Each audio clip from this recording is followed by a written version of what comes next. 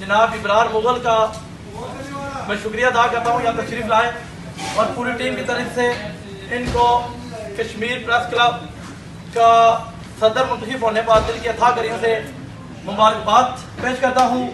यकीनन हमारे लिए एक खुशी का यह मौका है कि हमारे इलाके का एक भाई